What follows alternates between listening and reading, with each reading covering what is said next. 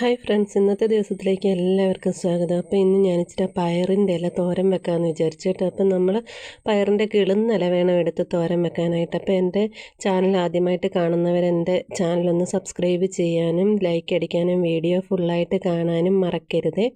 അപ്പം ഞാൻ വേണ്ട ഇവിടെ പയറിൻ്റെ ഇലയെല്ലാം എടുക്കുകയാണ് കേട്ടോ. പയറിൻ്റെ ഇലയുടെ കൂടെ പിന്നെ 2 മത്തയുടെ ഇലയൊക്കെ ഉണ്ടെങ്കിൽ വേറെ തോരൻ വെക്കാൻ പറ്റിയ ഇലകളൊക്കെ ഇടുവാണെങ്കിൽ നല്ലതാണ് കേട്ടോ.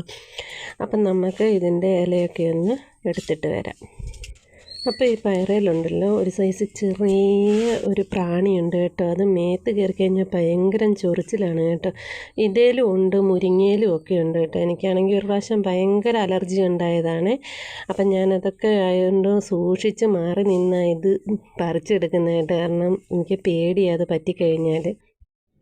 അപ്പം വേണ്ട പയറിൻ്റെ ഇല പറിച്ചു. അതിൻ്റെ കൂട്ടത്തിൽ 2 മണ്ട നമുക്ക് മൈസൂർ ചീര കിട്ടി. പിന്നെ കുറച്ച് ഒരു പിടി മത്തയില കേട്ടോ. ഈ 3ഉം കൂടി ഇച്ചിരിച്ചിരേ ഉള്ളൂ. അപ്പം നമുക്കൊരു തോരൻ വെച്ചാലോ. ഇലയെല്ലാം നല്ല വൃത്തിക്ക് കഴുകിക്കൊണ്ട് വെച്ചിട്ടുണ്ട്. ഇനി ഇതിലെ വെള്ളം ഒന്ന് വാർന്നു പോകാനായിട്ട് കിഴുത്തപ്പാത്രത്തിൽ വെച്ചിട്ടുണ്ട്. അതായത് കിണ്ണപ്പാത്രം അതിൻ്റെ അകത്ത് വെച്ചിട്ടുണ്ട്. ഇനി എന്നിട്ട് നമുക്കിതൊന്ന് അരിഞ്ഞെടുക്കാം.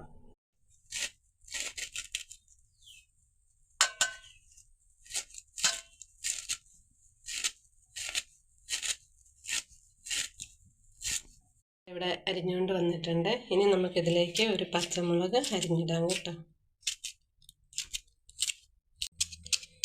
ഞാൻ ഒരു പച്ചമുളകെന്ന് പറഞ്ഞിട്ട് തെറ്റിപ്പോയത് കേട്ടോ. 2 പച്ചമുളക് അരിഞ്ഞിട്ടിട്ടുണ്ട്.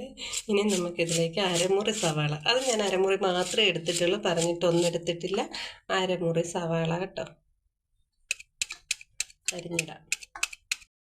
അപ്പം ഞാനിവിടെ ആണെങ്കിൽ ഉണ്ടല്ലോ തേങ്ങ ചതയ്ക്കുന്നില്ല കേട്ടോ. എനിക്ക് തോരനൊന്നും തേങ്ങ അങ്ങനെ ഒത്തിരി ചതയ്ക്കുന്ന ഇഷ്ടമല്ല. അതുകൊണ്ട് ഞാൻ നല്ലതായിട്ട് ഞെരടി എടുക്കാനായിട്ട് വലിയ പാത്രത്തിലോട്ടാക്കിയിട്ടുണ്ട് കേട്ടോ ഇല.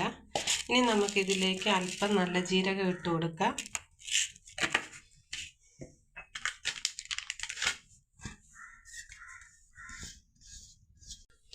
വേണ്ട, ഞാൻ ഒരു കൈക്കുള്ള തേങ്ങാപ്പീര എടുത്തിട്ടുള്ളൂ കേട്ടോ. കാരണം ഇലയാകുമ്പോൾ ഒതുങ്ങി കഴിയുമ്പം പീര ഒത്തിരി ആയി കഴിഞ്ഞാൽ ടേസ്റ്റ് അങ്ങ് പോകും, ഇലയുടെ ഗുണങ്ങളൊക്കെ നഷ്ടപ്പെടുമല്ലോ.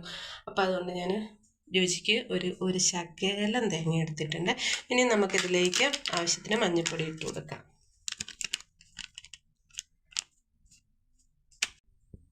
ഇനി നമുക്കിതിലേക്ക് ഉപ്പിട്ട് കൊടുക്കാം.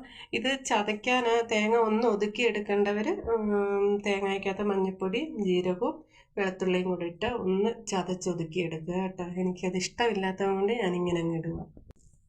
ഞാനപ്പോൾ അതിൻ്റെ ഇതിലേക്ക് 3 അല്ലി വെളുത്തുള്ളിയും കൂടെ ചതച്ചതിട്ട് കൊടുക്കുവാണ്. ഇനി നമുക്കിത് നല്ലതായിട്ടൊന്ന് ഇളക്കി കൊടുക്കാം.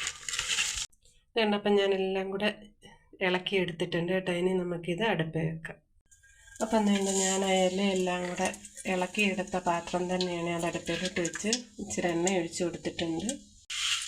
എണ്ണ ചൂടായി വരുമ്പോഴത്തേക്ക് നമുക്ക് കടുകിട്ട് കൊടുക്കാം.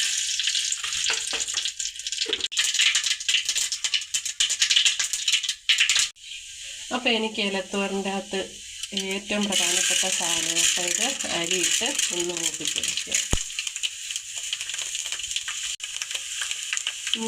അരിയെല്ലാം മൂത്ത് വന്നിട്ടുണ്ട്. അതിന് നമുക്ക് എടുത്ത് വെച്ചിരിക്കുന്ന ഇല ഇട്ട് കൊടുക്കാം. അപ്പോൾ അരിയൊക്കെ അരിയിലായതുകൊണ്ട് പെട്ടെന്ന് വന്ന് നമുക്ക് അരി കരിഞ്ഞു പോകാതിരിക്കാൻ ഇളക്കി കൊടുക്കാം കേട്ടോ. അപ്പോൾ ഇത് കണ്ടോ, നല്ല അരി തേങ്ങാപ്പീരേക്കാട്ടിലൊക്കെ എനിക്ക് ഇതേണ്ട. അപ്പം നമുക്ക് ഈ തോരനാകുമ്പോൾ ഉണ്ടല്ലോ ഇത് ഇടയ്ക്കൊന്ന് കടിക്കാനൊക്കെ കിട്ടുവേ. അപ്പോൾ ഇതേണ്ട ഇത്രയേ ഉള്ളൂ. ഇനി ഇത് നമ്മൾ നല്ലതായിട്ട് വാടി വരട്ടെ, വെള്ളം ഒന്നും ചേർക്കേണ്ട ഇലയായതുകൊണ്ട്. എന്നിട്ട് നമുക്ക് കാണാം. തോരൻ ഇവിടെ നല്ല അടിപൊളിയായിട്ട് വന്നിട്ടുണ്ട് കേട്ടോ. അപ്പോൾ പയറിൻ്റെ ഇല കിട്ടുവാണെങ്കിൽ ആരും കളയരുത് കേട്ടോ. അടിപൊളി രുചിയാണ് പയറിൻ്റെ ഇല.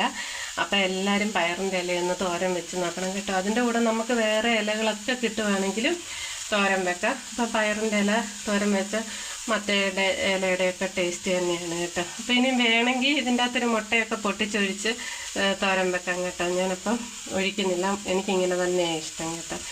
അപ്പം എല്ലാവർക്കും ബൈ. എല്ലാവരും വീഡിയോ ഒന്ന് ഇഷ്ടപ്പെട്ടാൽ കാണാൻ മറക്കരുത്, ലൈക്ക് ചെയ്യുക, ചാനൽ സബ്സ്ക്രൈബ് ചെയ്യാനും മറക്കല്ലേ. ബൈ.